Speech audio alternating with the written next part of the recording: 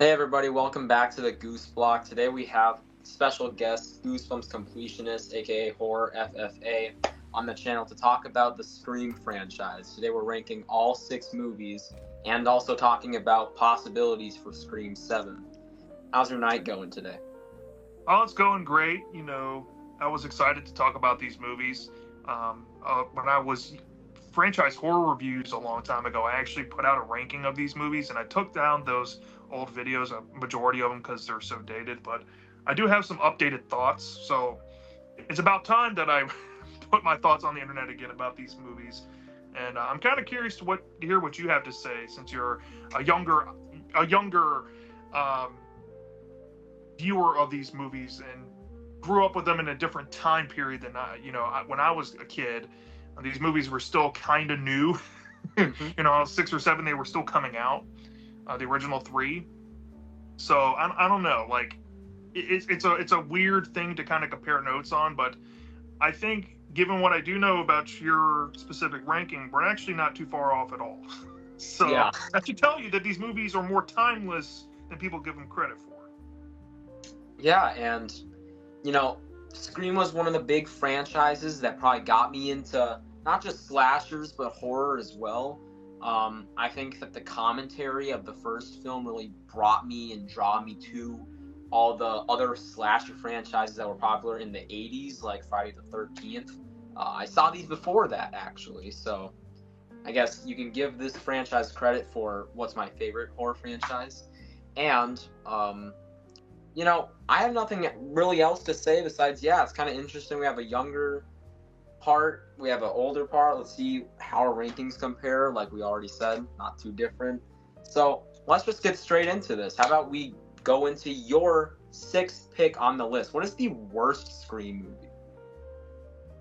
The worst Scream movie is not a bad movie, and that to me signifies that this possibly is the best slasher franchise ever. If we're talking about consistency, I've always thought that Scream is like up there with Evil Dead and a few other franchises that rarely have this distinction of not having a single bad movie in the bunch.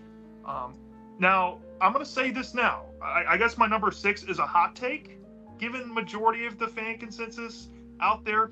There's a common three that people like to shuffle around in this spot. It's always what I pick, 3, and 4. And maybe 6 intermixed in there. But in my opinion, my least favorite Scream entry in the franchise, and it has been since I saw it in theaters, is Scream 5. Now, a few years ago, I would have told you that Scream 3 would be in this spot over this movie, and I only had Scream 3 there because I thought that that was a messier movie. In hindsight, now that I've watched these movies casually this past October in 2024, just to enjoy the films, I think that my biggest flaw with this movie comes down to 3 factors. It's not the most entertaining Scream movie in my opinion. I think it's probably the most boring, the most retready of the films. It While it's filmed in a town that I actually lived in during the time this movie was being filmed and released, and I noticed a lot of hallmarks like the bowling alley. I used to actually bowl at that same exact bowling alley. There's a few landmarks in the movie that I recognize, like there's some houses that resemble a neighborhood that I'm sure they shot it inside of. It's just, we're back in Woodsboro again, and I wish they were just do something else with the franchise, especially given that this is the 5th installment. So it's kind of disappointing on that aspect. And the third thing that I really can't stand about this movie is the cast of characters, like the new characters we get to meet. They're all just not interesting, in my opinion, especially in this movie. And the whole setup of this being a commentary about requels and toxic fandom with the killers, it makes me hate the killers. I hate the killer reveals because it's there's only so much disbelief you can set aside, especially with the Scream franchise, which is a whodunit franchise. So you have to put some disbelief in terms of the mystery to kind of allow yourself to be shocked and surprised by the end. When these reveals happen, when I first saw it, I'm like, dude, come on. Come on. And then when they went into their spiel of why they're the killers, it made me full on hate them. And I really can't stand them, and that's my big third bugaboo. Aside from some unceremonious things that I think were overdue at this point as well, like killing off Officer Dewey, killing off the blonde officer. Why am I forgetting her name? Stuff like that. Killing off legacy characters, I guess, was their way to make a stamp and say, hey, the old dogs are out, the new dogs are in. And while I don't have anything against Jenna Ortega or Melissa Barrera in this movie, I think they give fine performances. I like the angle of Sam, who is like the main heroine of this movie, the new Sidney Prescott. I think that her whole angle of being kind of psychotic and possibly, have some inner serial killer within her should have been explored a bit more than just in the final act of the movie.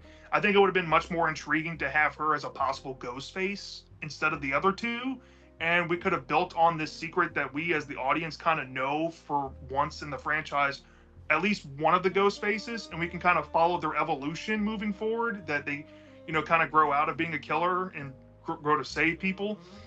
I don't know. It could have been a unique idea, but we just get same old bullshit but just bad tasting bullshit, and that's why I have this movie in my number 6.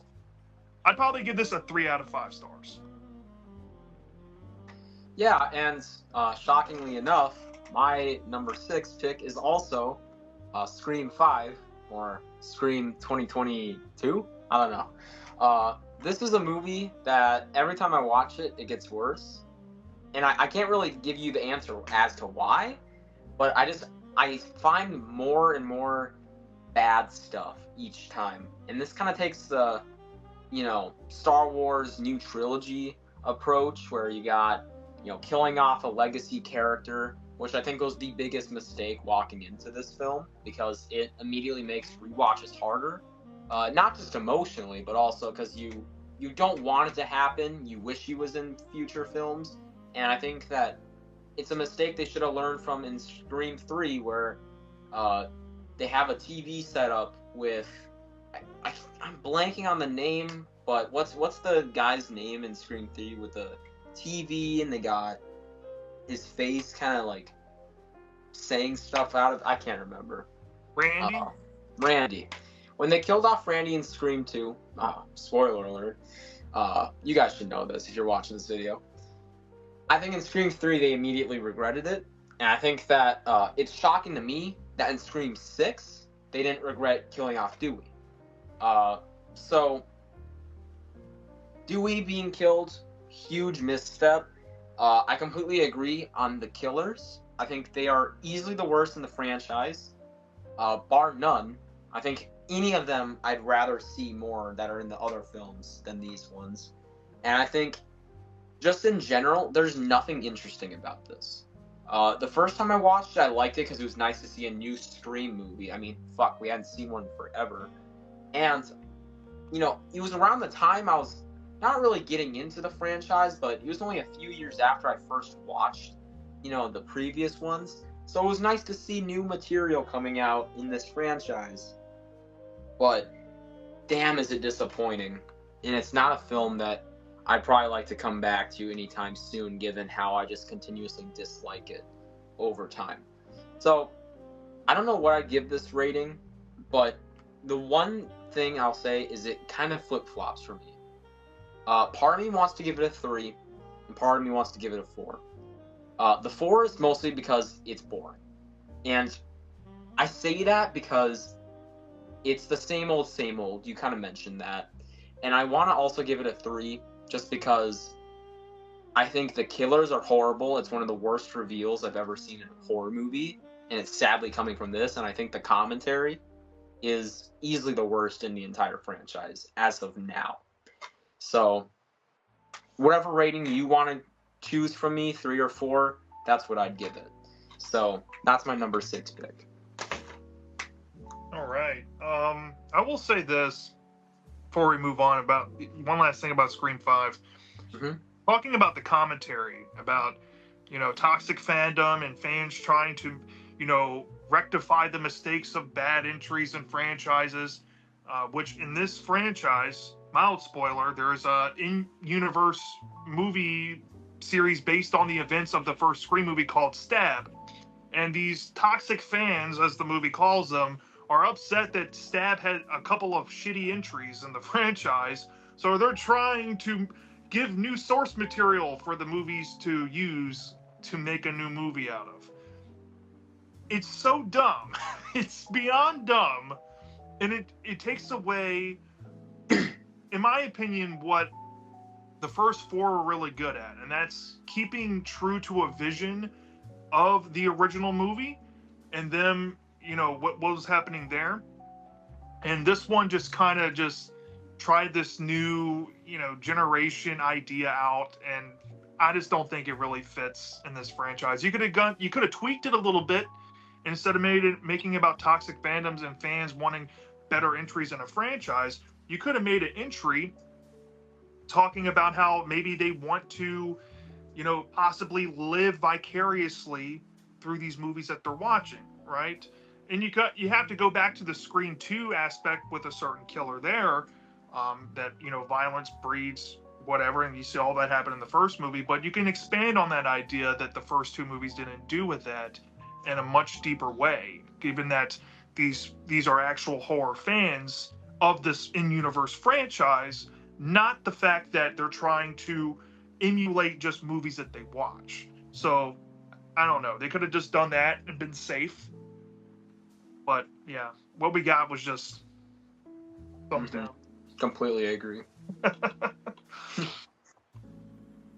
All right, you want to move on to your fifth pick?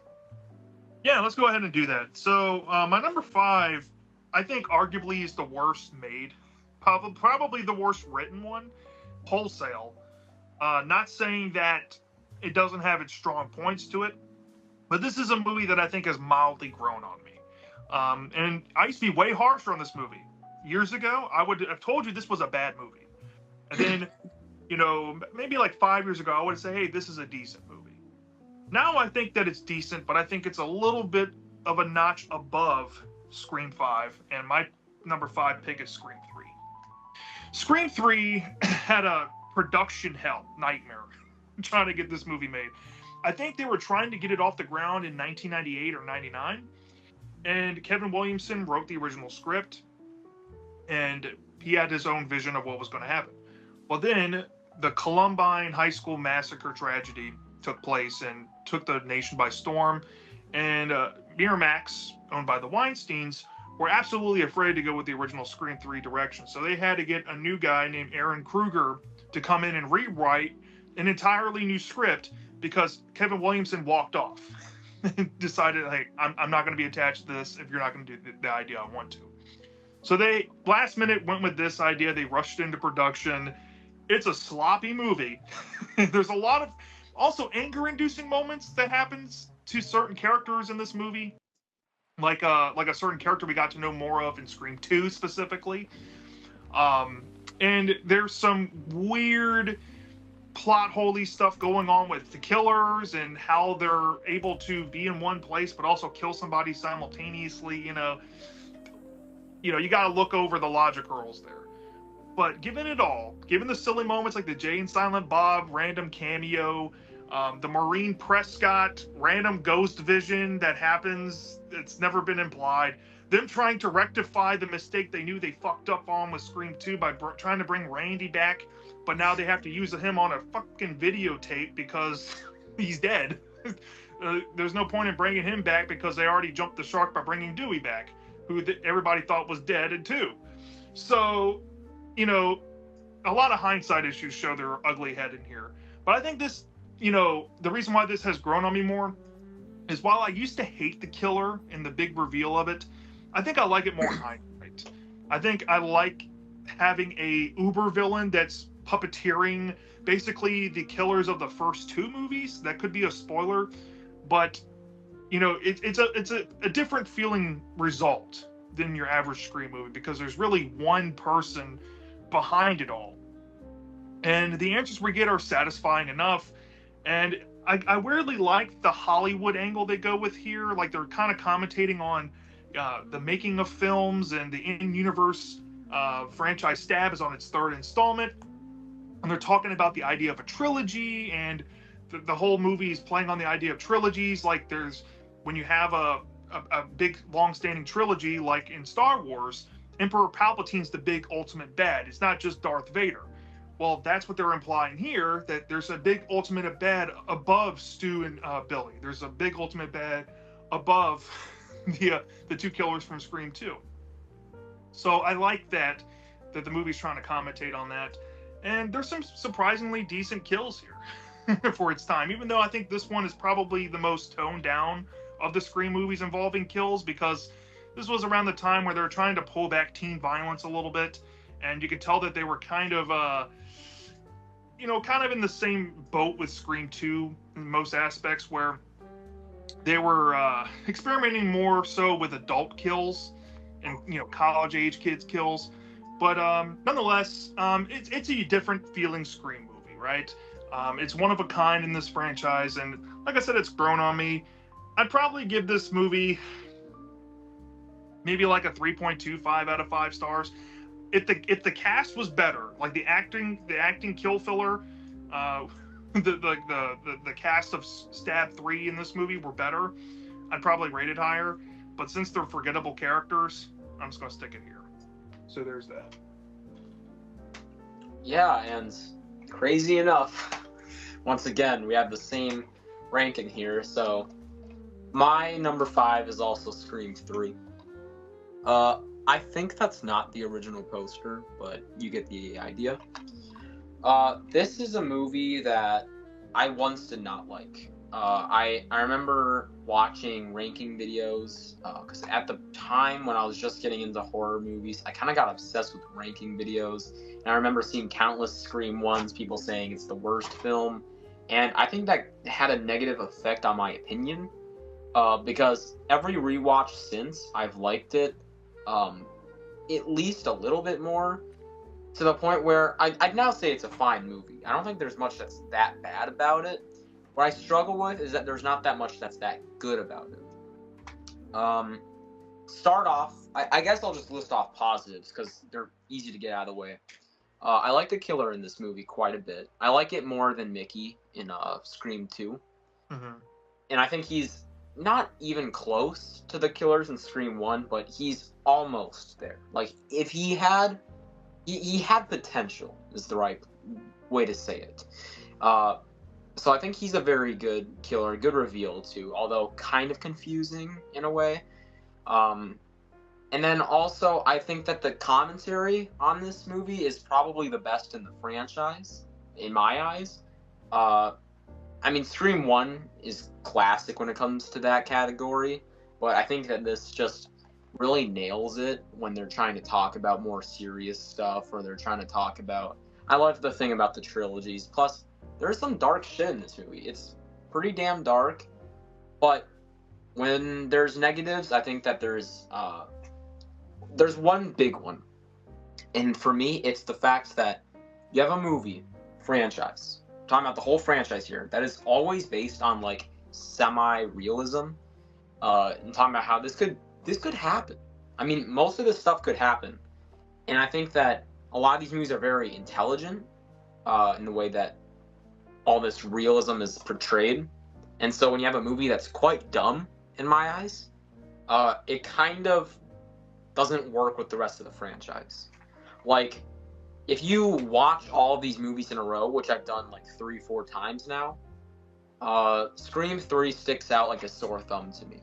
It's not because it's a bad movie. It's not because I don't like the killer, because we already just went over that. I think that both of those points are stupid.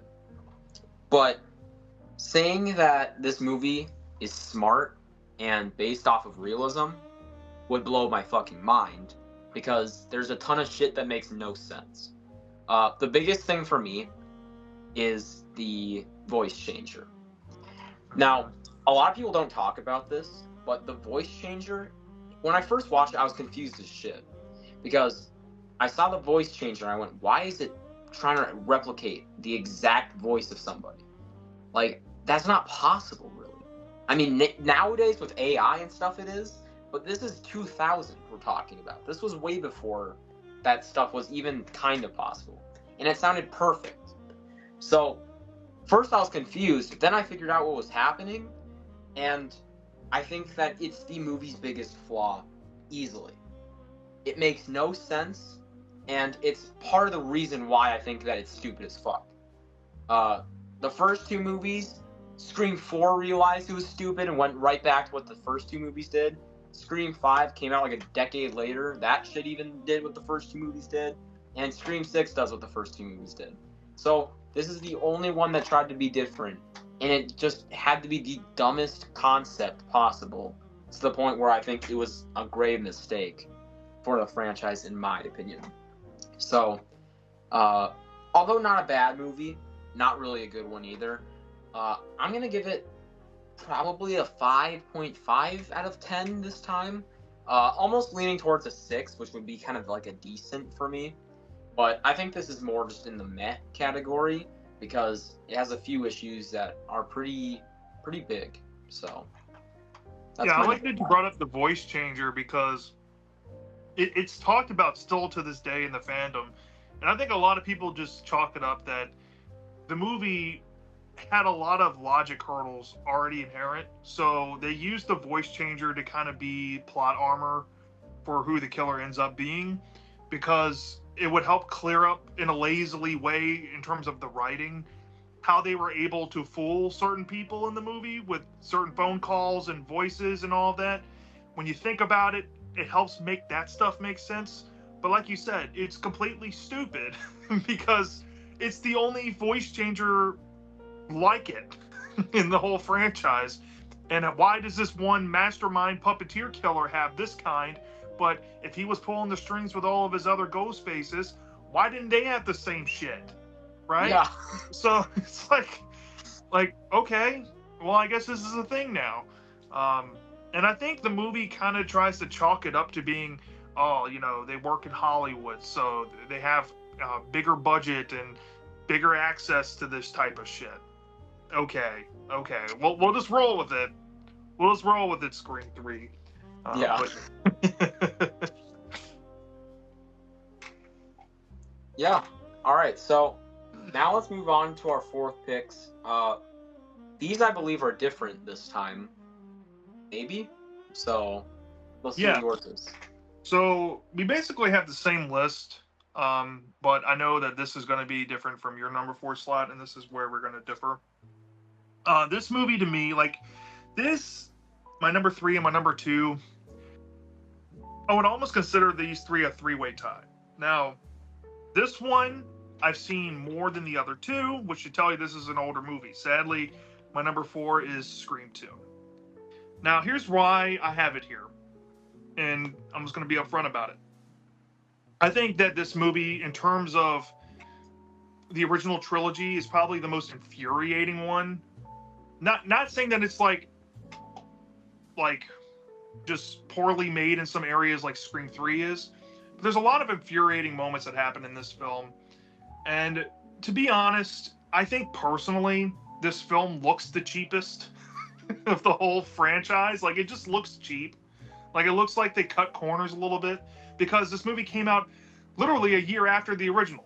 So they rushed this thing to production. You can clearly tell that they were trying their best to get something out, and there were some choices in this movie that I think had lasting ramifications on the franchise moving forward, and they can never go back from them. This is the infamous college campus movie where Sydney moves on from Woodsboro and goes to her local college. And, this has the iconic opening of the movie theater kill, which is probably one of the best cold opens in the whole franchise. I will give the movie that. But once we get down to the nitty gritty of the college campus kids, I mean, we're going back to uninteresting side characters. Like, they're not that bad compared to maybe 3 and 5 to me at first. I think the 5 cast gets better in 6 because they're a little more lively and less pretentious. But this cast, they're kind of kill filler. But I do think that there's some good balancing that out. I think it has some of the best tension in the franchise, some of the best build up to kills. There's some heart-wrenching moments, like the whole thing with Dewey in the soundproof room in the auditorium. That was heart-wrenching the first time you probably saw that. and you remember that every time you think about this movie. And you know, I would say the killer reveals aren't that terrible. Like, you know, I know there's one particular killer people have some issues with. Um, but in my opinion, I think one of them, Mickey, at this point, if you haven't seen these movies, like, why are you watching this? So I'm gonna say the names for this movie. Mickey, I think he was probably the most, you know, cold-blooded killer of the whole franchise, and I really liked his motive of like, oh, he just wants to be famous for being a killer. That shit's hardcore. But then you get to the reveal of Billy's mother, right? And I've never really been a fan all the way on that killer reveal. And yeah, I'll just leave it at that. I mean, it's a mixed bag for me. I think it's kind of cool, and I kind of understand where they're going with her character. But yeah, I mean, the character, we never really got to see much of her in the original movie. We only heard about her. We never really understand a good amount of her backstory, given it all. I mean, we do hear some bits and pieces about the aftermath of Billy's death, but that's about it. And I think her backstory and motive is just hella weak. And going to the infuriating shit, they killed Randy, which you can clearly tell they're trying to fix in Scream 3. They should never have killed Randy. And I think the new movies like Scream 5 and 6 kind of learn that with his niece and nephew characters. Like, if you kill them off, they're the movie nerds. You shouldn't do that, because you kind of need them in these movies, because these films are meta, because they rely on the knowledge of horror cliches and tropes to kind of help solve the whodunit going on. And yeah, this movie has a weird song and dance number going on with Jerry O'Connell, and the whole weird crucifixion thing near the climax is kind of morbid. But yeah, you know, I think this is a good movie. You know, I've waned off my love of it over the years. I'd probably give this one maybe like a 3.5 out of 5 stars. Maybe a 3.75 if I'm feeling lucky. I can lean that if I today myself. Yeah, I'll lean at 3.75. But you know, it's just a good movie. You know, it's a solid movie. Nothing too special in my opinion, and that's where I'm at with it. Yeah, good points. Good points. The only thing that I disagree with there is the point about how it's the cheapest looking, because in my opinion, that would easily go to Scream 4. And speaking of Scream 4, it's my next pick on the list. And I'm gonna get my rating out of the way. I'd probably give this a 7 out of 10. I guess let's just start with the cheap thing, okay? Look at this poster. I mean, so this is the real poster, I believe. Like, this is not a reproduction or anything. That's the real poster. This looks cheap as shit.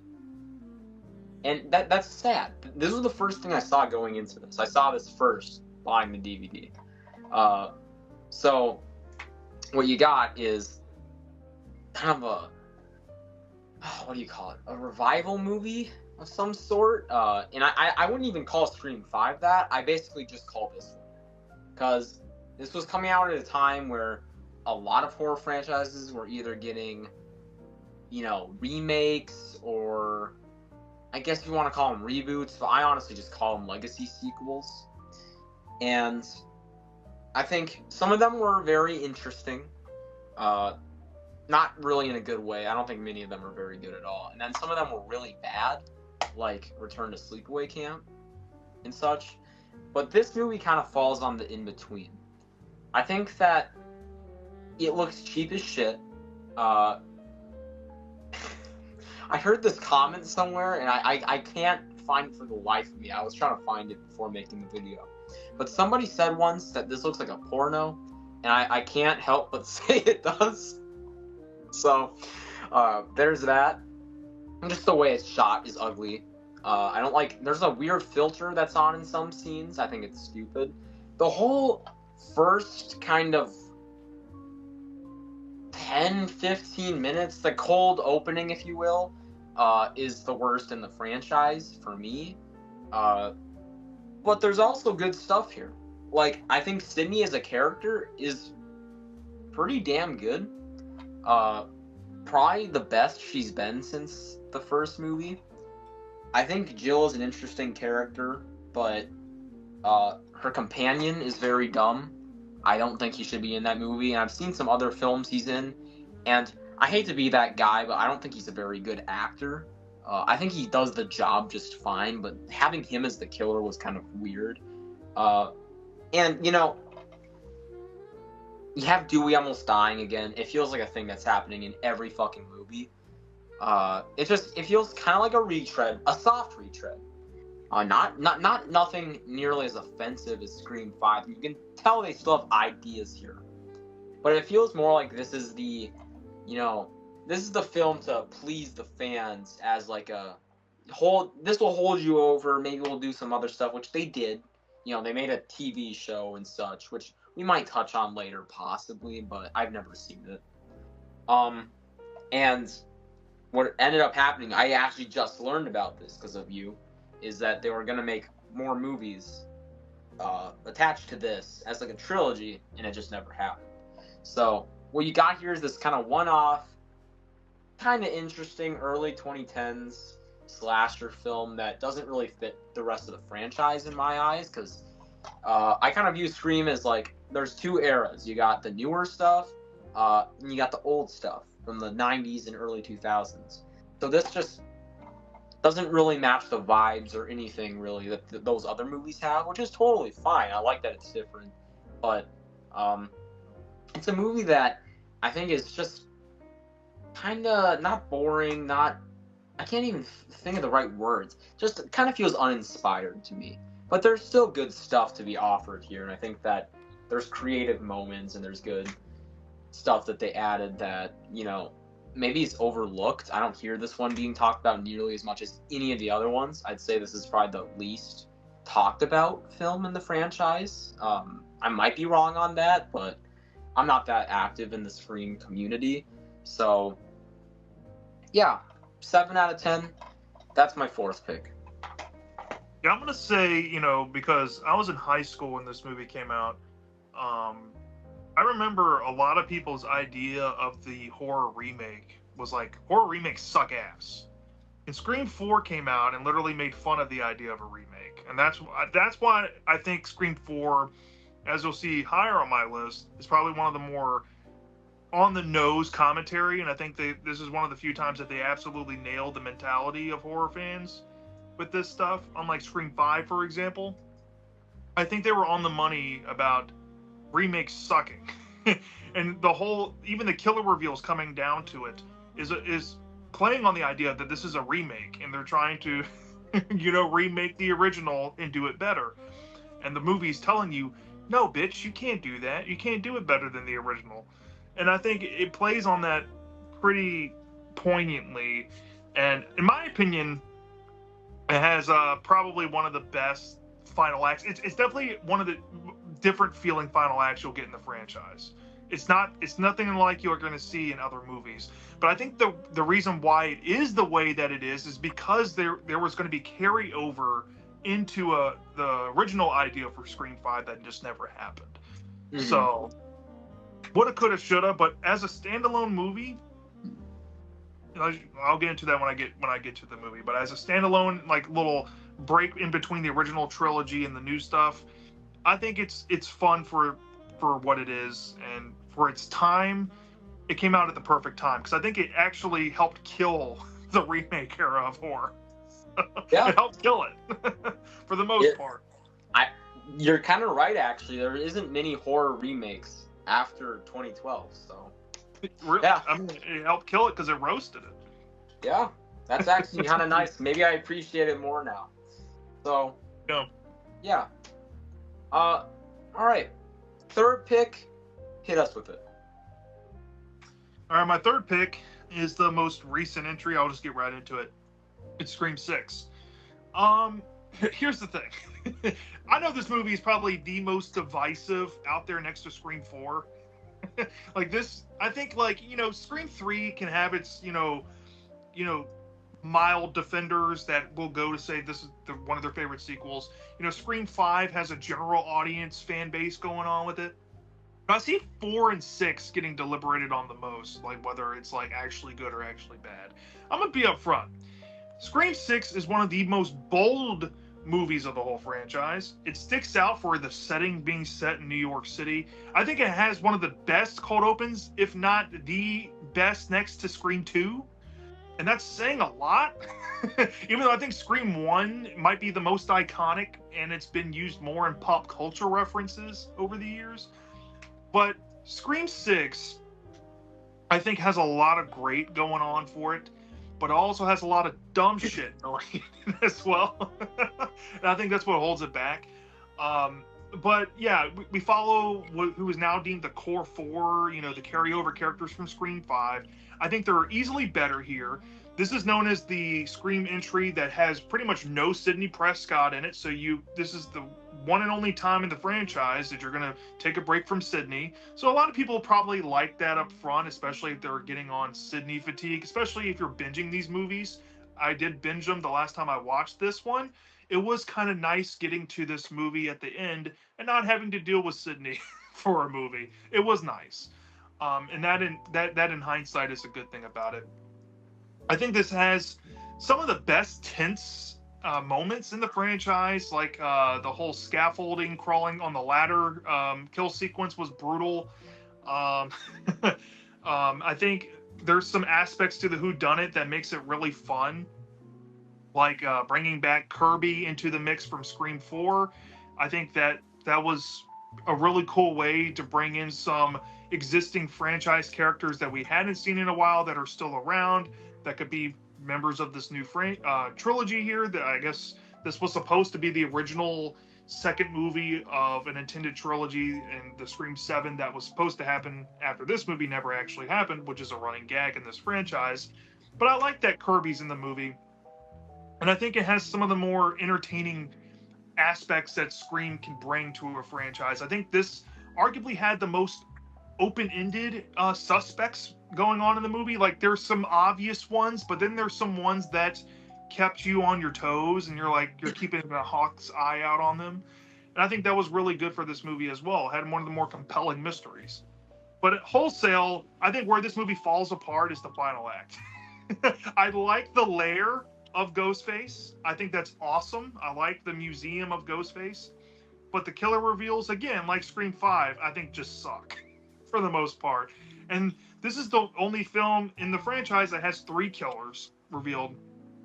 2 of them are very, very middle of the road, arguably just not that good of killers, to be honest. But then the puppeteer of those 2, he's pretty good. I like his motivation, and I think his motivation is interesting. But it builds on to a previous Ghostface from Scream 5 that I hated. So it's kind of a mixed bag there.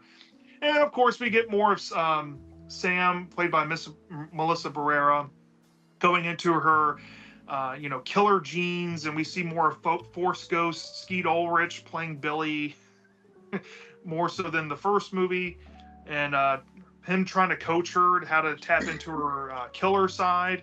And I think that does make it for a fun climactic finish. But I'm gonna say this up front: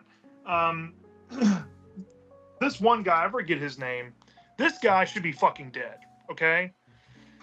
You can't tell me, out of all of the deaths or the fake out deaths in this franchise, we've seen Dewey have 2 or 3. But this guy literally got stabbed, I want to say 100 fucking times on screen, and he still fucking lived. That is complete bullshit, all right? You cannot fucking make this shit up. I mean, most unbelievable survivor moment I've ever seen in these movies.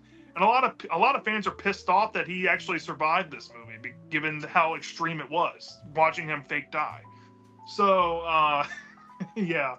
I'd probably give this movie maybe a 3.75 out of 5 stars. I think it's a good movie like Scream 2, but I just prefer this one a little bit more. I think it has probably the best production quality going for it, easily the most expansive budget, probably the highest budget Scream movie in that up to that point. And I don't know, it's just really fun and entertaining, and it succeeds where it kind of lacks. So that's why I put it here. Yeah, and honestly, because it's my next pick, my third pick, I'm just going to build off of what you said, and I'll also recap some things. So, where do you even start with this? I guess let's look at the poster and let's just like try to brainstorm here. I'll say this immediately. Jenna, can't even remember what her character name is, and her both get way better in this movie. I think in Scream 5 they're lackluster. I think here they've grown quite a bit, and I think are more interesting. Even in the very beginning of the movie, they're pretty like fucking annoying. They're fucking annoying, I'll be honest. But they get better, which is nice to see. And I guess let's start with this actually. When this was being kind of teased and stuff, we got pictures leaked of like Ghostface with a shotgun and shit, and people were very skeptical. Like I heard some people that fucking hated that idea. I loved it. Just the fact that there's a more relentless Ghostface in town felt scary. There was the subway stuff that was in the trailer that looked terrifying, and it really was in the movie in my eyes. Plus, you have this setting that was kind of experimented with in the late 80s with, of course, Jason Takes Manhattan, which I think most people can agree was a failed attempt at trying to build the setting to be more big and, you know, climactic or whatever. But this, I think it works to its advantage. I think, like, the fact that this isn't in a small town is part of the reason I love it. It just feels different, and it's very fresh for the franchise. Plus, although a lot of people, when it was announced Sydney wouldn't be in this one, I gotta be honest, it's something that, although I'll always love Sydney, it's really nice seeing a movie without her, and I think this movie almost benefits from it. I think that we get more time to focus on other characters that we might need to know better, we might need to like better, like these two sisters. And so, I think, although you're removing a good thing, it also creates good. And I think that another thing is, I'm trying to think of what I was going to say. I think the killer reveal is very odd. So you get 3 killers in this movie, and I've heard some quotes that are similar to this, but I'll just make up my own. I'd say you would need 5 bad killers to make up for 1 good one, and since most of these movies have 2, I think the fact that you have 3 killers and they're all lackluster is extremely weird. The girl is annoying just from the get-go. She's just odd. And the boy is nothing special. And I think the one that's slightly better is the older guy. He stands out more amongst the crowd, but it's not something that I'll say is that impressive because it kind of ties back into Scream 2, which I'll probably touch on this, but I think that, Billy's mom, is it, right? I think she is just not that interesting because it's, just think of that sentence. Billy's mom is the killer in the sequel to Scream. Imagine there's no other Scream movies besides Scream 1 and 2. That's a weird sentence. It's like, it's kind of interesting, but it's nothing that special. And this sounds rude as fuck, but it's old people. Okay? I don't think that's that intimidating unless they are extremely strong, like Jason Voorhees or something, or Freddy Krueger, anything like that. And he's mainly just using a gun and a knife or whatever. I could deal without any of those killers. They're kind of forgettable. I think that it's probably better. Like, actually, I'm for sure better than Scream 5 in that category, but I think that besides the killers being very rough, this is a great movie. I was very excited to see this, and it's the only one I've seen in theaters. I saw Scream 5 on Redbox when that was still a thing, but I saw Scream 6 in the theaters, and it was at a time where it was just boring as fuck. It was probably, when did it come out? Probably March or April or something. I was so pumped I even bought this, and it's actually kind of something I don't regret buying. I think this is cool. It's like a holographic cup, and then there's Ghostface on top.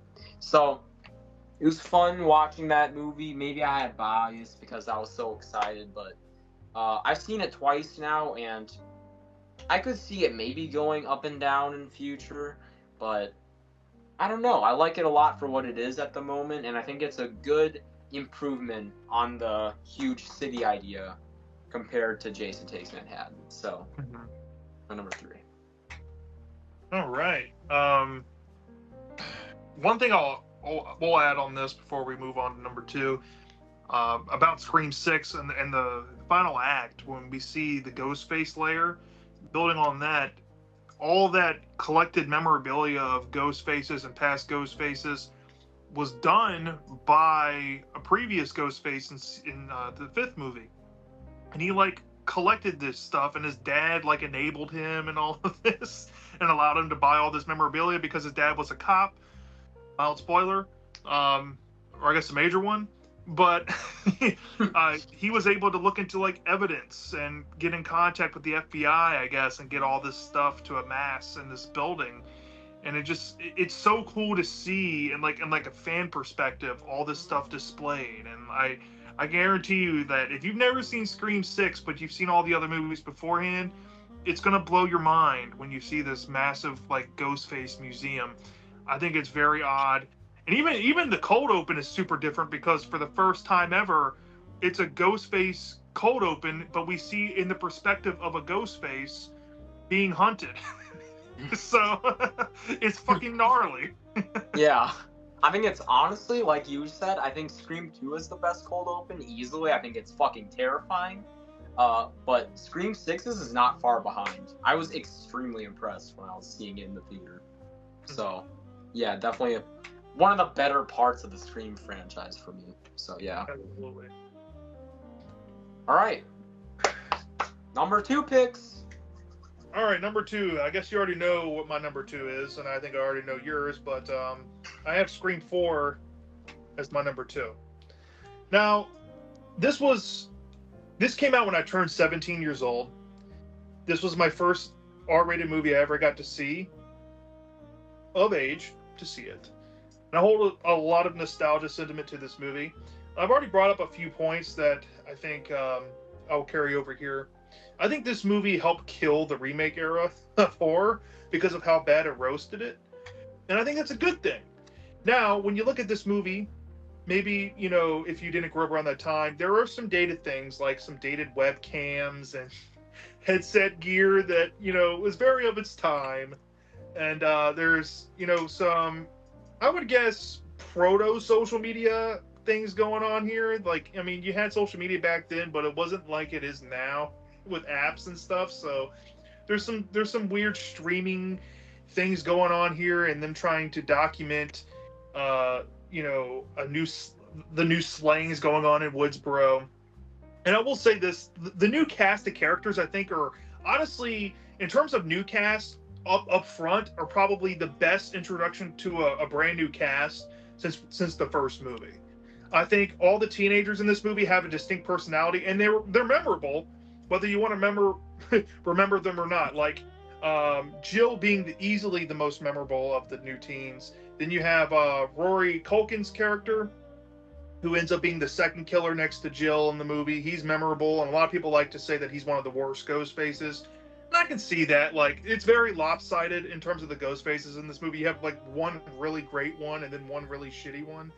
But but I think this is supposed to be a movie. You know, it is kind of its time of them trying to do more girl power in slashers. So Jill kind of besting him and making him look like a chump was a given for this type of movie around that time. But I'm gonna say this: my only real negatives with this movie, aside from like the dated things here and there, and maybe the second killer being lackluster, is that in terms of the quality of this movie, like knowing the backstory of the Weinsteins,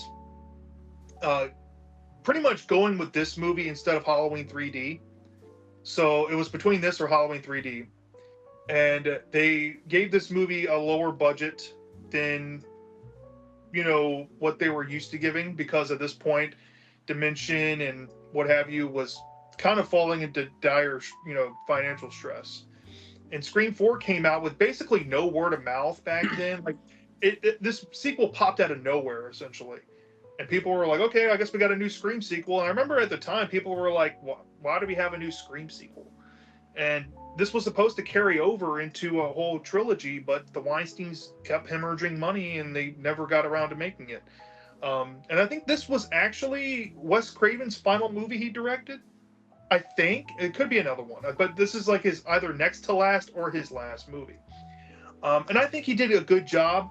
But I think whoever edited the movie has a horrible eye for color correction. Holy crap, the color hues in this movie suck. I'm gonna be up front. I think everybody can say that about this movie. The color hues and the way they did the lighting is terrible. But I will say, in terms of like character writing, I think the jokes are probably at the all-time funniest of the franchise. I think there's some more laughable humor, maybe next to like the first two movies. There are some funny moments in 3 that catch you off guard, but I think this is more genuinely down to earth and funny. And I think there's a lot of creative moments here that are of its time, of like, you know, like the parking garage kill, or the entire barn where the teens are hanging out, and that whole sequence where we get like 3 deaths in one, essentially, with the cops and one per person. I think that was a pretty well done scene. And then I think in terms of like the final acts of these movies and how they go, this has to be up there with one of the best ones, because it feels so different. You know, there's no other film in the franchise that goes to this length with the Ghostface, and the whole recontextualization ties back to this being a commentary about remakes and them trying to outdo it. And like the characters say, Sidney and Gale say, you're never going to beat the original. And no matter how desperate you try. And I don't know, I think in terms of writing, this is probably the most on the nose and just on the point and on the pulse of the fan base of just horror films in general. And I think it's more memorable for that. And I think it has a lot of what makes this movie my number 2 spot has to do with the writing. And I just want to get that out there. I'd probably give it like a, you know, I don't think it was as good as the last time I watched it previously. The past time I watched it, I'd probably give this like a 4.25 out of 5 stars. Solid B tier movie for me. And I like it considerably more than Scream 6 and 2, in my opinion. Is it as rewatchable in some aspects? No. But when I get to this movie in the franchise, I'm always excited. So that's why it's my number 2. That's very interesting. I'm dead serious. I don't think I've ever seen it as high as number 2 on someone's list, but there's always a first. That's awesome. I think that's really cool that you like that movie more than I do, honestly. It's a movie that I want to like more, and it seems I'm starting to like it more upon rewatching, but just not quite there yet. So my second pick is, you know, depending on who you ask, kind of obvious, given what I've already picked, but it's going to be Scream 2. Poster right there.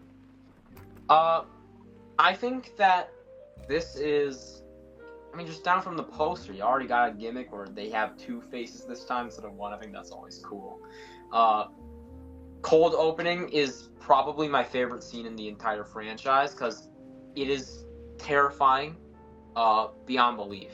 When I saw that, I had a nightmare that night, and I barely have nightmares. Like, I'm shocked. When that happens, all right, I can name you on one hand the movies that I've gotten nightmares from. Like Maniac, 1981 is one of them.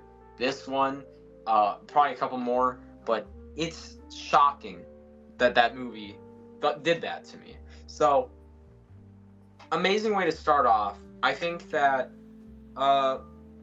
it's kind of almost hard to pinpoint what's good about this movie because there's not that much that like really sticks out, but I think it's a very well done sequel. There's just not that much that's changing this time around. So, like you said, now they're college kids. I'd say one of the biggest issues with it is killing Randy. Duh. It was just a stupid idea. It made no sense. And when I first saw it, I honestly had no idea of it coming. It just happened. I'm like, well, he's gonna be alive later, and it just never happened. I'm like, okay. Guess he's dead. And I think what happens in Scream 3 really makes it look stupid. So it's like, it's kind of like if you ever seen SpongeBob, and you got like SpongeBob doing some stupid shit, and you think that it's all gonna become well, and then Patrick Star just really nails it over the head and makes it even more dumb looking, whatever he did. So that's kind of how I view that. Definitely rushed now that I'm looking at it. Yeah, only a year later. So there is that to it. But it's, I heard this is the movie where every kid for Halloween was dressing up as Ghostface. So this clearly made it more popular, even more than the first one did. And, I like all the characters quite a bit. I think Gale Weathers is definitely better in this movie than the first one. In the first one, I think she's annoying as fuck. Dewey is kind of forgettable. I mean, there's a few good moments with him, but probably his worst performance, honestly. Like, there's not much that stands out where he's concerned. I think he's my favorite character in this series, so kind of disappointing, but good killer in Mickey, I guess. Not amazing, but he's serviceable. I think Billy's mom is very odd as a choice, but given context, it makes some sense. Just feels like a weird, in retrospective, it feels like a weird choice. They should have picked another younger person that was maybe attached to him, maybe his cousin, or maybe they could have added the fact that maybe there was a brother of him or something that wanted to take vengeance instead of a mom who was really old. So, this was at a simpler time. We weren't putting the fucking numbers in the title. It wasn't like Scree 4M or fucking Scree 6. Or I remember when fucking Scream 5 was going to come out and people thought it was going to be 5 Cream. If you remember that. So, simpler times, simpler movie, I guess. So, very interesting in my opinion. Extremely rewatchable. Nothing in this movie really comes across as like dry. Like, I feel like every time I watch it, I discover new stuff. Or if I don't, I just have a fun time with it in general. So that's why it's my number 2. When I was younger, I loved Scream 2. At one point, I think I actually preferred Scream 2 over the original. I think part of that was because I think Scream 2 is more of that laid-back movie in the franchise, maybe next to 3. Like, both of them have this laid-back energy compared to the first one. Where the first one, I think it's hit the ground running and it gets immediately into the nitty-gritty. I think Scream 2 takes a little more leisure time. And it's more digestible for a younger viewer. And I could see why Scream 2 is a fan favorite movie in the franchise. Like, I totally get it.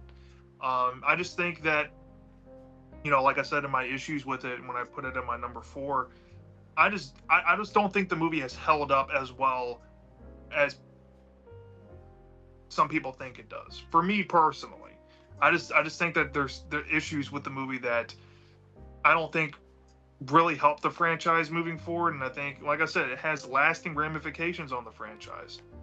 And I think Jamie Kennedy himself has gone on record saying that he even thinks that killing off Randy in those movies was the dumbest thing they could have done at the time. And it kind of shows, and a lot of fans are upset that ever happened. You can look at old chat rooms, and when Scream 2 first came out, even in the late 90s, fans are like, what the fuck were they thinking? Like, why did you do that? He's a fan favorite character. You don't do that in slasher movies. You don't kill your fan favorite characters. Mm-hmm. I don't know. He's the only one of them. The original 4 survivors from the first movie, they ever get killed until Dewey in Scream 5. So, and what's also kind of interesting is that when you have a character like that, you almost wonder if he kept living. You almost wonder if, instead of Dewey being kind of the very fan favorite character that everyone always talks about, since it's mostly their favorite character, you almost wonder if he was in the other sequels past 2. You almost wonder if he would have been the fan favorite. You know what I mean? Like, the one that everybody loves. Because I think he's such a fun character that they should have killed off anybody but him. Like, I think killing off Gale Weathers wouldn't have hurt. I think that if they did it later in the series, it would have.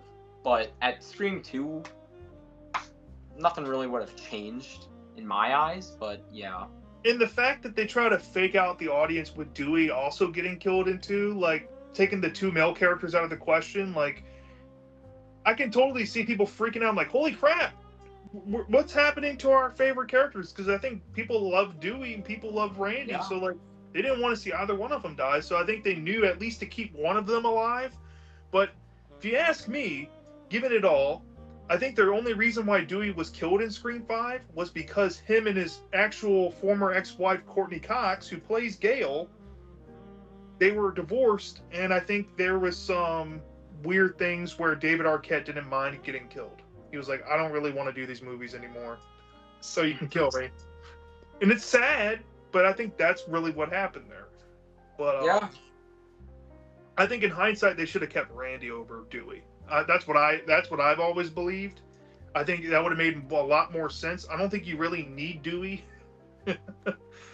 Maybe in 4, I think he's more integral, but in 3, he's not really needed there because Patrick Dempsey's there. You don't really need him in 5 because he gets killed pretty early on, and we see that they've moved on from him in 6 anyway. So I don't think, in the grand scheme, he would be as missed as Randy would be, because I think in 3 they knew they fucked up real bad. They were trying to immediately fix it, but they couldn't because it was too late.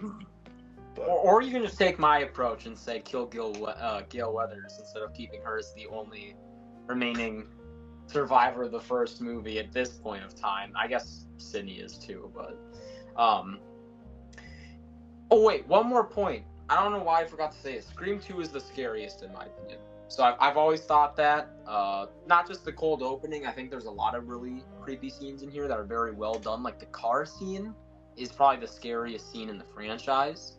My heart was fucking pounding in that scene. And there's other good stuff too, but yeah, it definitely stands out where scares are concerned. So that's why it's my number 2. All right. And here is our number 1 pick for both of us. I don't think this is like any surprise to anybody, but how about you do the honors? Scream, 1996. Perfect slasher movie. I think personally, maybe next, it's debatable whether this or Halloween 1978 is like the perfect slasher to me, and I go back and forth between this and that movie and what I think is perfect.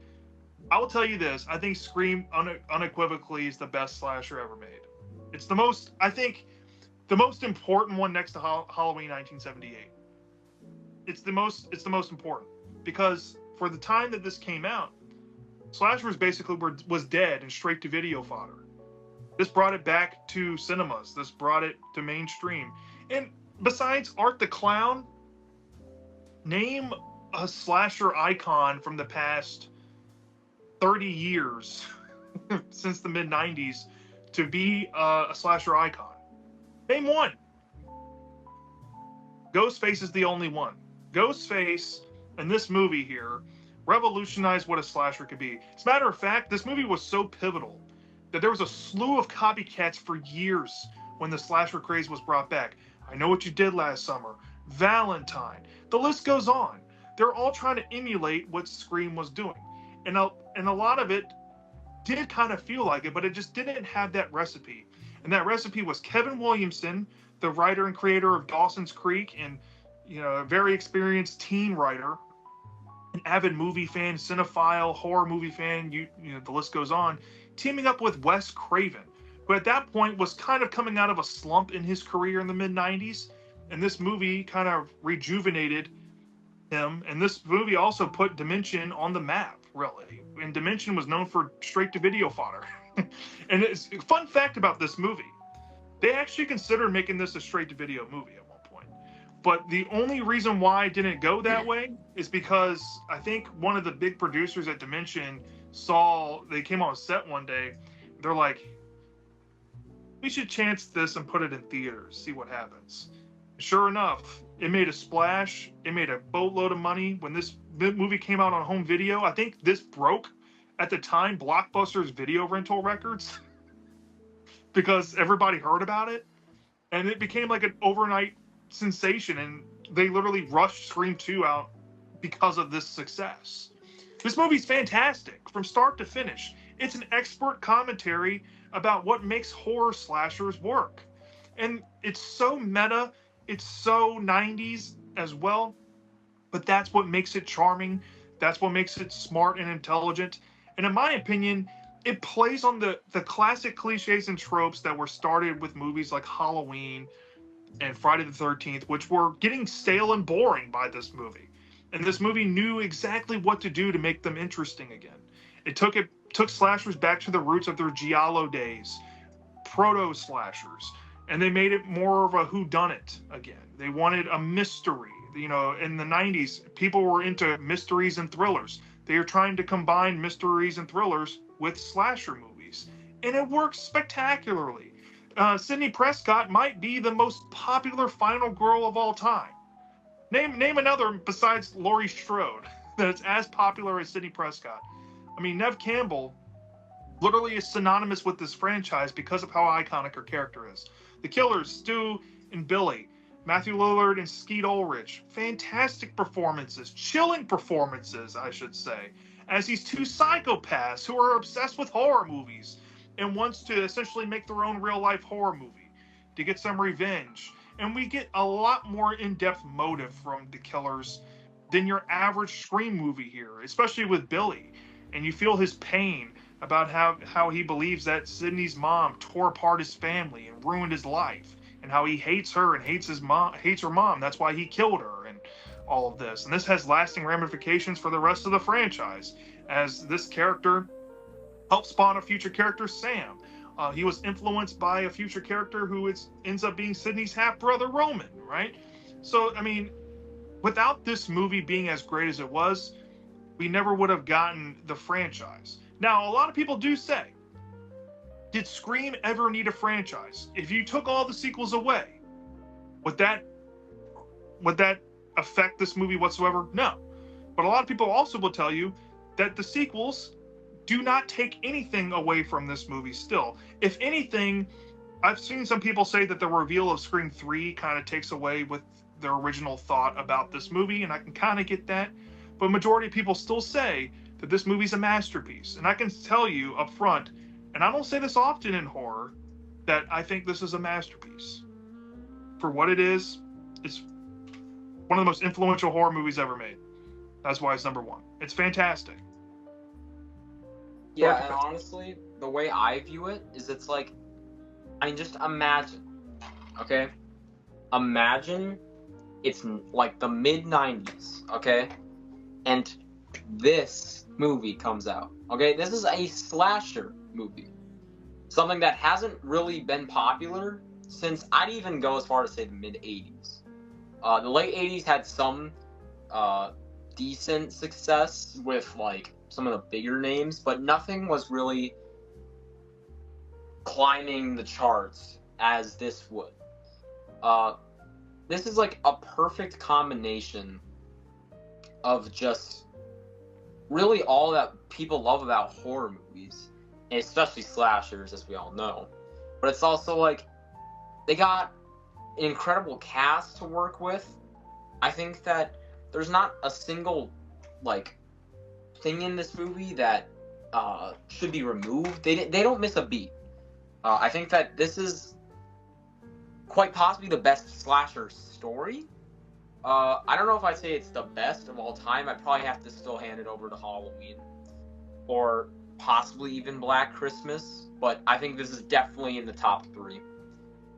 And it's just shocking that I think the best horror movie climax of all time, in my eyes, and I'm not saying favorite, just best, is in this movie.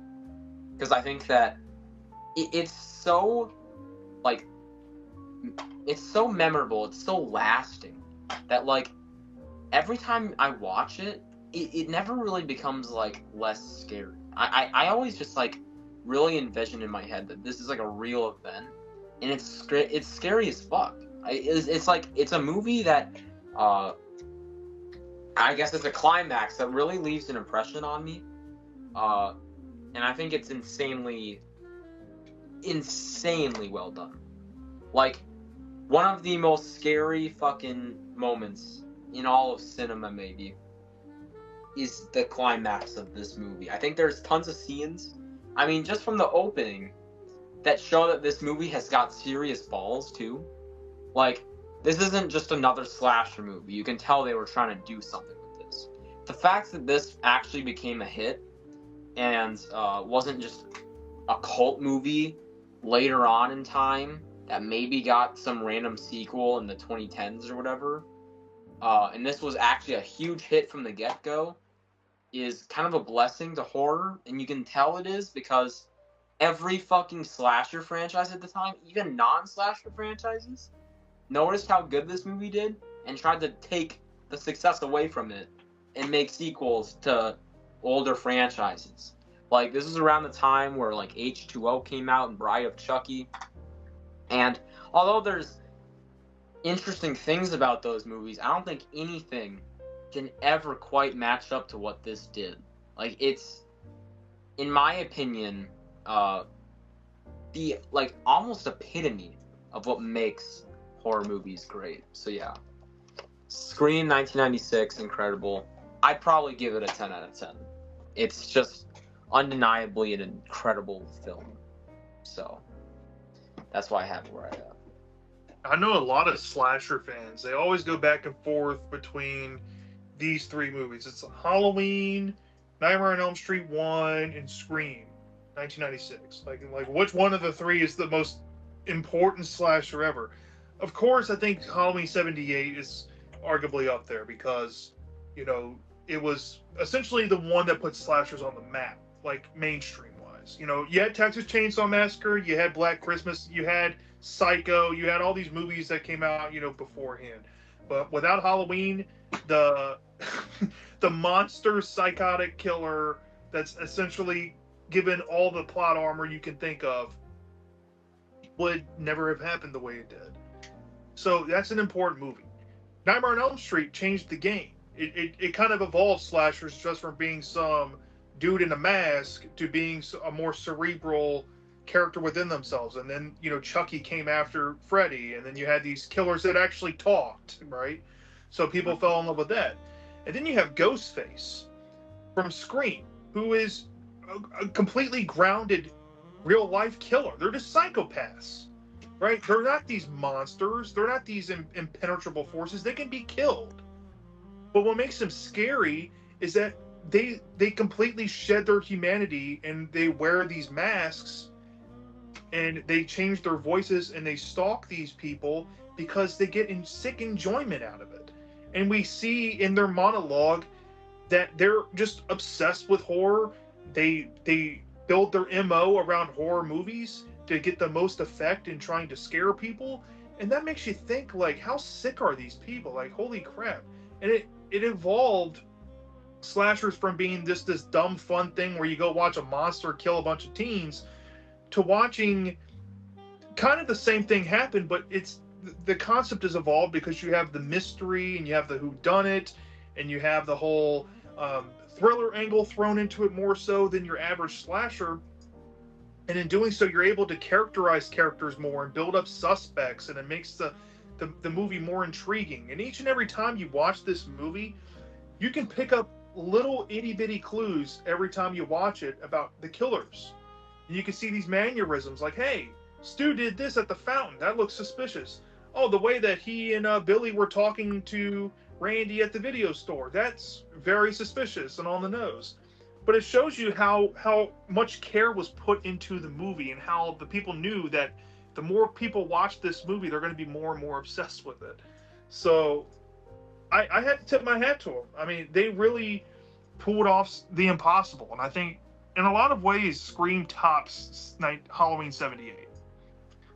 But without that movie, there would be no Scream, because it does pay a lot of love and respect to Friday the 13th and A Nightmare on Elm Street and Halloween in the movie. As a matter of fact, I think you can actually see Halloween 78 playing in Scream. Yeah, the closet scene where Denise about to stab him, just like on the TV where there's Halloween playing at the same time. I love that. So yeah, at the time, I think Dimension, they had Ghostface, they had Hellraiser, and they had Michael Myers. And I heard a rumor, before H2O came out, because H2O is made by the same studio and the same people who made Scream, right? So of course it's Screamified Halloween. I think Kevin Williamson was also tied to Halloween H2O. There was an idea, I think, out there in the 90s to maybe have a Halloween and Ghostface crossover, which I don't know if that would have panned well for the Scream franchise at the time, because Michael Myers was a hot mess. So, I mean, his movies were just, going down the tubes. But I kind of appreciate that they didn't go that route and they just kept meta nods to each other. I think there's even a meta nod to Scream in H2O, if I believe. There's like I think on the TV, of the H2O, they're watching Scream 2. So they returned the favor. But I think that's funny, You have these two very influential franchises coexisting at the same time at one point with the same studio. That's insane to me. Mm-hmm. Yeah, and as of now, we've had some drama, as we all know, with Scream 7 news. Some of it, I'm not going to delve into it, because some of it involves political opinions, which we don't want on this channel. But either way you look at it, I think it's kind of unfair. And, with that being said, we don't really have any confirmation about Jenna Ortega being in the film because of scheduling issues. The other actress, who is Jenna Ortega's sister, is completely gone from the Scream franchise, basically dead to the Scream team, if you will. Right now, we have some new news that you discovered that I haven't been keeping up to date, but Horror FFA has. So how about you explain this new news? So, as of now, a few days ago, it was confirmed by a lot of news outlets and media outlets that 2 former actors from past Scream movies will be returning to Scream 7 alongside Neve Campbell, who has already been confirmed to be the mainstay character for Scream 7. I think everybody should know this at least up front before I go into the news that dropped recently. So, Scream 7, the original idea that was supposed to involve, Melissa Barrera's character and Jenna Ortega's character, had to get scrapped by Spyglass. The original writer and I think director got removed, and it was replaced with the creator Kevin Williamson. So Kevin Williamson decided to come on and do Scream 7 as the writer and the director. And his vision is essentially making a Sidney movie and trying to make closure to Sidney Prescott's story in the franchise. So now that you know that, and we also got confirmation that Patrick Dempsey, who played, I think officer was his name, Kincaid, is that who it is in Scream 3? I can't remember his name, but he was thought to be Sidney's husband. He's not. Sidney's husband in the 7th movie is going to be played by Joel McHale, and Joel McHale is a media talent that you see on the E! Network, and he was also on shows, I think, like Community and stuff like that. But anyways, we got confirmation that Matthew Lillard and Scott Foley, who played, Matthew Lillard played Stu Macher in Scream 1, and Scott Foley played Roman in Scream 3, will be reprising their roles in Scream 7. What that entails, I can't tell you. It could be that they're not actually reprising the roles. I wouldn't be shocked if maybe they go completely... this is Kevin Williamson we're talking about. There is some theories out there that they could be playing their real life selves in these movies, like Matthew Lillard plays Matthew Lillard or something crazy like that. I don't know. But given the gist, it's safe to assume that Stu Macher and Roman are coming back into Scream 7, and this has sparked a lot of interest on the internet, and there's a polarizing spectrum going on. About half the people are upset that Stu and Roman are coming back. They don't want to see these characters come back. And the people are trying to boycott this movie over Melissa Barrera and all this already on top of that. But the other side, the longtime fans seem to be excited to see them come back in some capacity. And given some rumors that Skeet Ulrich is implied to be coming back as well, maybe reprising his role as Billy, and from gathering from rumors, supposedly Emma Roberts might be coming back to reprise her role as Jill. There could be something massive brewing here, right? And a lot of people seem to think that there's going to be some AI de-aging, crappy effects going on if they do a flashback and all this. But I think it's kind of cool to kind of speculate what could it be brewing in Kevin Williamson's mind with this movie, and maybe why they're telling all of this information up front and telling the audience that, hey, these people are coming into this movie. Well, I can offer my insight, and I'll go ahead and say my piece and then pass it over to you. I think that this announcement is more of a publicity stunt of them trying to fix the drama that's been going on with Scream 7 for, I guess, like a year and a half, 2 years now. It's been a while. Because we were technically supposed to get the original Scream 7, I think, last year. So it never happened because of the drama. So I think they're trying to get back on fans' good graces. Now, the possible avenues and what they're logistically looking at, I think the possibilities, in my opinion, seem to be, if you look at the four people, Billy, Stu, Roman, and Jill, one of those four, in my opinion, have to be coming back actually into the fold and are going to be revealed to be alive in Scream 7. I think it's inevitable. I don't think they're going to bring all these people back to not have at least one of them alive. The question is, are they going to pick the right one? And what is that going to do to the past two movies that have come out, let alone the whole franchise? And I'm telling you, I think this movie and the end result is going to be one humongous, massive recontextualization to all the former movies in some capacity. So I think a lot of people need to get prepared for what they're going to witness with this movie. So given that, Bruce, what's your thoughts? So I guess we should just build off of what you just said and just talk about, well, this recontextualization of the last few movies. That's scary as fuck for me. Because although I don't care for Scream 5, I think Scream 4 and Scream 6 are pretty good.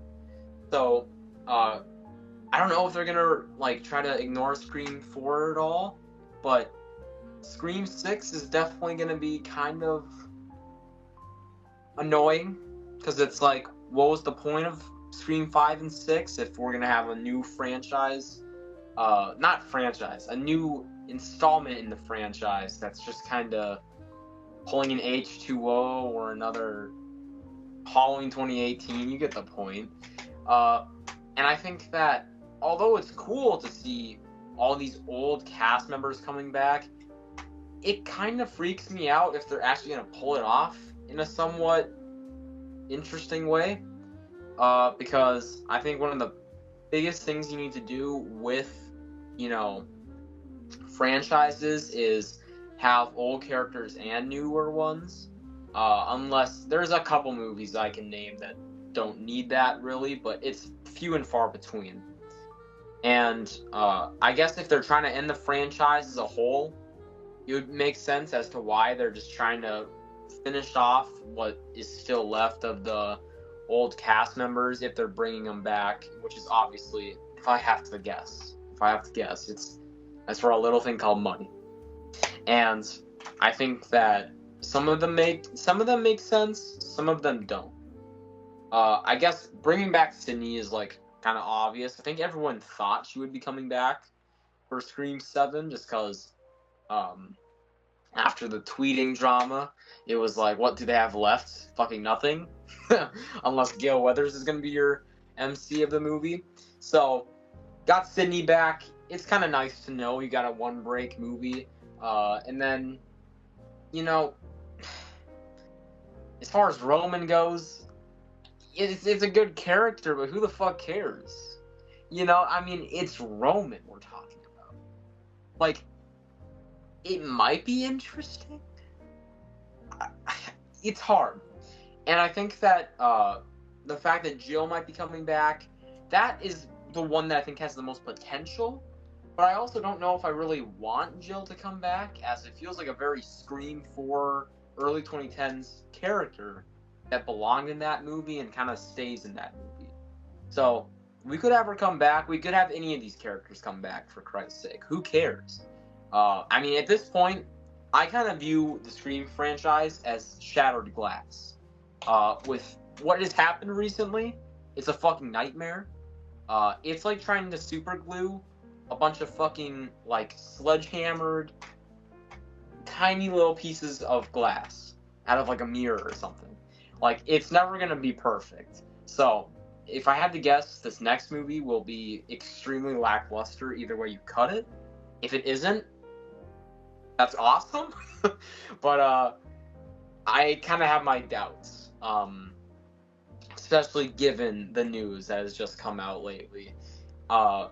I guess it makes me excited to see what they have next to offer, but nothing's gonna wow me too much, I don't feel. Like, if I'm surprised, I'll let it be known to the whole fucking channel, audience, whatever, and hell, maybe we'll make a review together on Scream 7 if any of you guys want that, but,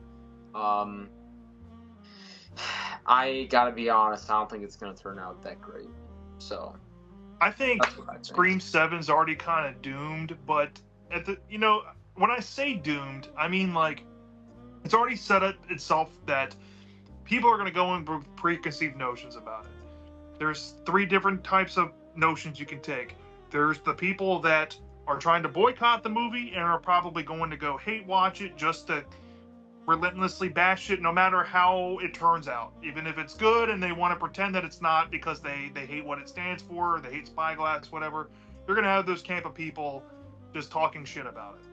You're going to have your second group of people who are more of your new movie fanboys, like your 5 and 6 heads that are going to go into it and be like, no Sam, no good, and they're going to just not get it. And then you're going to have your longtime fans, like people that have been with the franchise since the beginning, or maybe people that started with the franchise with the beginning. You know, you didn't have to be born around that time to understand what I'm saying there. That clearly know that this movie up front is fan service. They're going the fan service route to try to butter people up. And I think that with Kevin Williamson being attached, I do think that this, for sure, should be Sidney's last movie. I don't think that they're going to go throughout this whole publicity stunt and announcing what they're doing if this wasn't the case. I think no matter what's going to happen, this is most likely going to be the last Sidney movie. Is it going to be the last Scream movie? Never say never, because I think this is kind of a blessing and the curse going on here. If Scream 7 doesn't have Sam and it doesn't have Jenna Ortega's character, there's no saying that maybe in the future they can come back with a different company that acquires the rights and Scream 8 can pick up with those characters. There's no saying that it can't happen. All I'm saying is that Scream 7 is taking a break from Scream 5 and 6 to just provide finality to all these open-ended things that have been going on since the first Scream installment with the original cast in the forefront. Now, I do know that Randy's niece and nephew are coming back for Scream 7, from what I gather. So those 2 characters will be in the mix. I don't know how they're going to play a role, but they're going to be in the mix. And, you know, I think where a lot of fans are at, given what I've seen on YouTube and people talk about, is that on one side, they want to be excited as a fan because they know that Matthew Lillard's coming back. They know that Scott Foley's coming back. Shit's about to be fan service central. But through that, there's the other side where they're like, well, is this going to be like too much fan service? Is it going to be too butt kissy? Is it going to be too predictable? Is it going to be worthwhile? Is it going to be lackluster? You know, that's the other side of the coin. But we don't know what Kevin Williamson has in store. For all we know, all these could be, you know, you don't want to piss off your audience by having them thinking that they're going to get Scott Foley and Matthew Lillard in the movie, and then they go see it and they're in the movie for less than 30 seconds in a flashback. I mean, people are going to be pissed. like that's not what we wanted. But then, you know, damned if you do, damned if you don't. If you announce them and then they're recontextualized to be the killer, and there's this whole massive retcon of all this stuff we thought we knew with the other movies, then people are going to be pissed there and you're going to be like, that's bullshit. You know, blah, blah, blah. They shouldn't have never done that. That was a stupid move. Damned if you do, damned if you don't. I think people at this point are kind of looking for things to possibly be upset with the movie about, and we don't know what the movie is. we gotta give Scream some credit. It's a solid franchise. I mean, do you honestly think that Scream 7 is gonna be a bad movie? Like up front, given everything else you've been given in the franchise? I don't think people think it's gonna be bad. I think honestly, this announcement is only just gonna boost casual people that have maybe watched the first 3 movies back in the day and haven't even watched 4 or 5 or 6 for that matter. They hear that Nev Campbell, Matthew Lillard, and a lot of the originals are coming back. This movie's going to sell tickets no matter what. It's a Scream movie. They're going to make millions of dollars. They're going to make money on it. Question is the fan base going to be happy with it? Which, honestly, given what we know now, what would you want to see, Bruce, come out of Scream 7? Like, what's an angle that you would want to see them do? It's hard for me to pinpoint it. But if it's gonna happen, which I think we know it probably will, I think the only way to go about this movie is just making it the final one, at least for the characters present in the film. And I say that because I think we need an end to Sydney. Really. I think that her character is great, but imagine having Jamie Lee Curtis in every Halloween film. It would get boring after a while. She's only in the first 2 in the latest trilogy for a reason. Well, she's also in H2O, but same thing. Sydney's been in every movie besides the last one. And I think that the fact that some people are saying, including me kinda, that her not being in it was a positive, I think it shows people are getting tired of her. And I think it's maybe a good time to stop. I want closure to her character, like a lot of other people do. And if you're gonna have all these other older characters come back, I think why not close it for them too? I can't see them coming back for movies past this one, unless they're really desperate for a paycheck. So I think for the characters in this movie, it should be the end. Now, I'm not gonna say it should be the final Scream movie, because like you kind of said, we could get future movies with other characters or whatever. I wouldn't mind it as long as the outcome is at least decent. But as of these older characters coming back for this 7th movie, I think that it should be the end of the story for the most part. And maybe they can build a new story later on. So that's kind of how I view it. But something kind of doubts me that'll happen, and they'll find a way to make it honestly just disappointing in the way that it doesn't fully give closure to some of the characters, or maybe there's more dumb death scenes that we don't want. I don't know. Anything could happen in this franchise. We've had a lot of weird stuff each movie, honestly. Like, every movie since the second one, with Randy dying. I think the second one has weird parts. I think the third one does. Every movie does. It's just a matter of what will happen that I think kind of determines whether I'll like this movie or not. So I'd say the way I want it is just providing a good way to close the franchise as it is right now in general. Okay. So, like, is there a specific idea that you want to see the movie tackle? Like what's an angle that you want to see them go? Like this is the story idea I think is cool.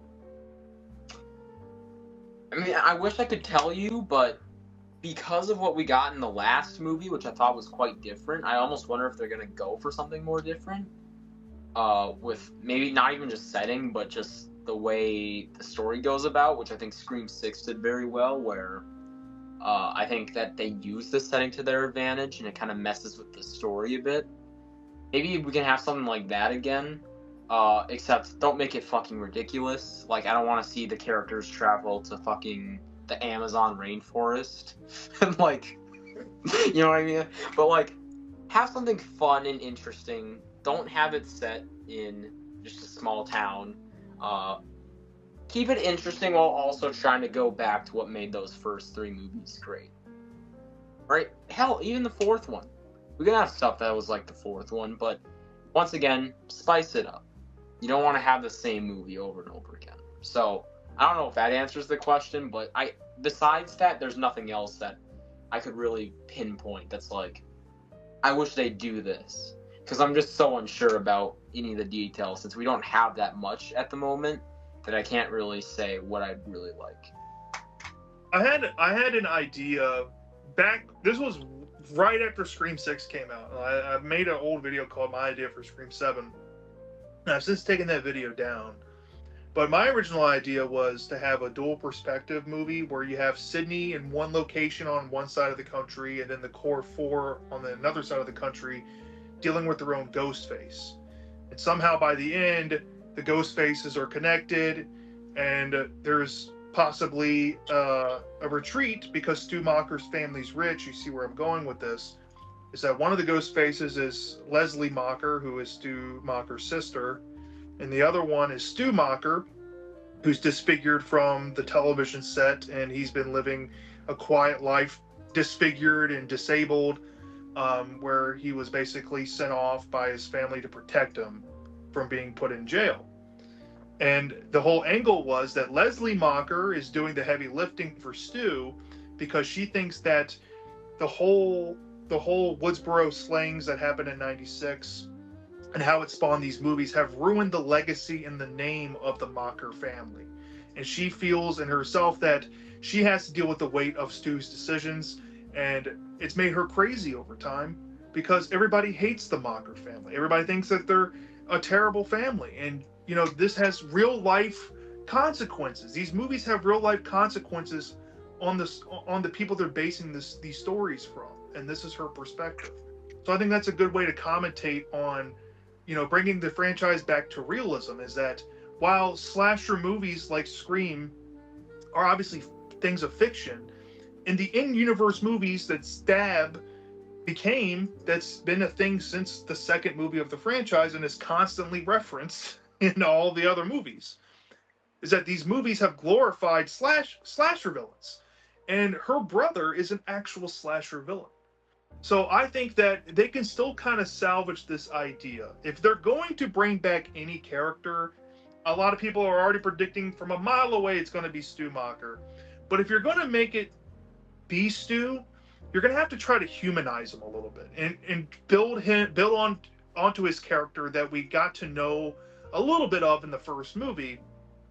And if you're going to do this whole massive recontextualization and trying to, you know, go back to the roots of Stu becoming a killer, what better way to do that is from a perspective of a person that was there but we never got to meet, and that is Leslie Macher, right? You're telling the story of Stu's family and the aftermath of what this has been for them all these years, because they've never really tried to explore, you know, these families. I mean, the second movie tried to do it with Billy Loomis's mother, but not to this extent, right? You want to build onto it like, hey, you know, this is horrible. Like, this is like a real life killing that these movies have been glorifying, and it's ruined a family. It's made this woman crazy, and the reason why she's killing you in trying to kill Sydney is to put an end to it. If Sydney dies, there's no more Stab movies. There's no more possibilities that this shit can ever continue. Mm-hmm. And it will put the final chapter to bed. And that would be the closure of the franchise. Obviously, people don't want Sydney to die, so I don't think she's going to die. But if she does, or maybe, you know, gets, you know, vindicated in some righteous way, not in the way that Resurrection did it with Laurie Strode, but if you think about it in that context, like, if she goes out with a blaze of glory and she's dead, there's no way she's ever going to come back, and fans know for sure that this shit can never happen again. So I think it would have to be something dramatic to that effect, where everyone is taken out of the equation in some facet. Great idea, actually. Like that's a very interesting. If we still had the core four characters line up still together and they were allowed to be back on set, that would have been a very cool way to go out on the franchise. Too bad that won't happen, though. Yeah, like the original idea was Leslie is stalking, you know, Sydney. And then who ends up being Sam's boyfriend in Scream 6, everybody thought that he could be a Ghostface in Scream 6, but it turns out we never got to find out if he was. Well, I was going to have him being blackmailed by Stu to be a Ghostface for the Core 4. And Stu has been using him as a puppet. And he gets basically framed by Stu, who is an anonymous person. Like, he's basically become like a hooded anonymous figure. Like, nobody knows who he is, right? Mm-hmm. He's literally in the shadows. It's predictable, could be corny, but if they're going to bring any character back, it needs to be Stu Macher. Like, maybe Jill. I think Jill would be the second best option, but I have no idea what you can do with that. Yeah, it would be very awkward. It would be awkward. I mean, unless you go this whole weird thing where you can do this recontextualization that Jill perhaps was the daughter of Stu, and maybe there's some unconfirmed information about Jill we never got to know in Scream 4, and Jill has been the only person really in contact with Stu, and maybe you can bring them both back. But even then, why would you? I mean, I guess I know why you would bring them back, because they're probably the two most popular Ghostfaces that people want to see back, that have some ambiguity to come back, because they're the only two in the franchise history that were actually confirmed to at one point be coming back in an initial planned movie. Like, the original Scream 3 was going to have Stu Macher come back. The original planned Scream 5 was going to have Jill come back. So why not fuse both of those ideas into one? Kevin Williamson wrote both of those original screenplays, or was storyboarding both. So obviously that idea must be going through his head, that, hey, I can pull some of these old rabbits out of my hat here. Maybe I can just combine them. Who knows? But the possibilities are endless there. Yeah, and honestly, I think it's a good way to end the video with just saying that I'm open-minded as long as they keep stuff interesting, and hopefully, I'm just gonna say this, watchable. As long as the movie isn't like offensive, I will at least think it's an okay ending to a franchise that, I mean, we've had for many, many years at this point. Almost 30. Wow. Didn't even think about that. So I think that all good things must come to an end, right? This is a franchise that's been going on for way longer than other franchises around it, like Friday the 13th or Halloween. Well, Halloween went on for quite a while, but there was such giant gaps between movies that I feel it's not fair, if you know what I mean. That I feel like this movie, as long as it's tolerable, I think most people will be at least somewhat satisfied, especially a few months after it's came out, where people have kind of settled down about it, maybe rewatched it. So yeah, this video is kind of long, so I think we should end it here. But this has been a super fun discussion. I'm happy we ranked these movies. It was super fun talking with you, Completionist, Horror FFA. Check out both channels. Maybe if I remember, I'm probably not going to make this video for a little while, but I'm going to include both channel links in the description. So make sure you sub up both of them. And yeah, maybe we'll do another thing like this in the future, if you guys want, or if you want to. And with that, do you have any last words to say? No, I'm all good. All right.